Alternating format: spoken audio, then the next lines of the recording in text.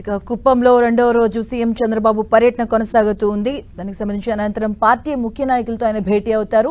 నేర చరిత్ర ఉన్న వాళ్ళు రాజకీయాల్లోకి వస్తున్నారంటూ కూడా ఆయన కొంత అసంతృప్తిని వ్యక్తం చేశారు. నేర చరిత్ర ఉన్న వారు రాజకీయ ముసుగు వేసుకున్నారు. అలాగే కుప్పంలో పలు అభివృద్ధి పనులకు ఈరోజు మరికాసేపట్లో శంకుస్థాపన చేయబోతున్నారు. కుప్పం ప్రభుత్వ ఆసుపత్రిని ఆయన పరీక్షించబోతున్నారు. ఆయన వెళ్లి విజిట్ చేయబోతున్నారు. అలాగే దీని నేపథ్యంలో బనకచెర్ల అంశంపైన కూడా ఆయన మాట్లాడడం జరిగింది. తప్పు చేసే వారికి చట్టమే సమాధానం చెబుతుంది అంటూ కూడా ఆయన మాట్లాడడం జరిగింది. మధ్యాహ్నం ఈ రోజు అధికారులతో చంద్రబాబు సమావేశం అవుతారు. వైసీపీ పాలనలో దోచుకోవడమే తప్ప పేదలకు ఏం చేశారంటూ కూడా ఆయన ప్రశ్నించడం జరిగింది. బనకచెర్లతో ఎవరికీ నష్టం లేదు అంటూ కూడా బనకచెర్ల అంశంపైన సీఎం చంద్రబాబు మాట్లాడడం జరిగింది. కుప్పంలో చంద్రబాబు రెండో రోజు పర్యటన కొనసాగుతూ ఉంది.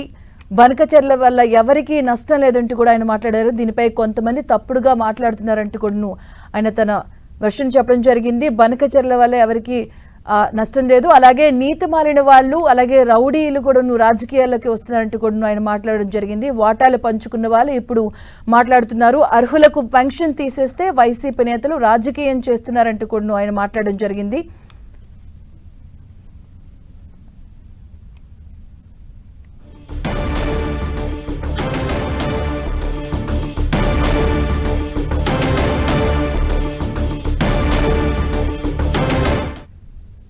ఇక కుప్పంలో రెండో రోజు సీఎం చంద్రబాబు పర్యటన కొనసాగుతూ ఉంది. మధ్యాహ్నం అధికారులతో చంద్రబాబు సమావేశం అవుతారు. అలాగే ప్రభుత్వ ఆసుపత్రిని కూడా ఆయన సందర్శించబోతున్నారు. అనంతరం పార్టీ ముఖ్య నాయకులతో కూడా ఈ రోజు ఆయన భేటీ కాబోతున్నారు. మరి కాసేపట్లో పలు అభివృద్ధి పనులకు శంకుస్థాపన చేస్తారు. నేపథ్యంలో పలు అంశాలపై ఆయన మాట్లాడడం జరిగింది. నీతి మాలిన వాళ్ళు రౌడీలు రాజకీయాల్లోకి వస్తున్నారు, తప్పు చేసే వారికి చట్టమే సమాధానం చెబుతుంది అని కూడా ఆయన మాట్లాడారు. అలాగే ఈ ఏడాది ఎప్పుడూ లేని విధంగా దిగుబడి వచ్చింది. అలాగే రైతులపై కూడా రాజకీయం చేస్తున్నారు, రాజకీయం చేయొద్దంటూ కూడా ఆయన మాట్లాడడం జరిగింది. ఫుడ్ ప్రాసెసింగ్ ఇంటర్నేషనల్ మార్కెట్ పై చర్చిస్తున్నామని ఆయన మాట్లాడారు. తల్లికి వందనం సుపరిపాలనలో తొలి అడుగు నేపథ్యంలో చంద్రబాబు పలు అంశాలపైన మాట్లాడడం జరిగింది. అనేక ఇబ్బందులను అధిగమించి ముందుకు వెళ్తున్నాం, రాష్ట్రాన్ని అభివృద్ధి పదంలో ముందుకు తీసుకెళ్తున్నామని కూడా ఆయన మాట్లాడారు. రైతు సమస్యలపై మాట్లాడే అర్హత వైసీపీకి లేదన్నారు.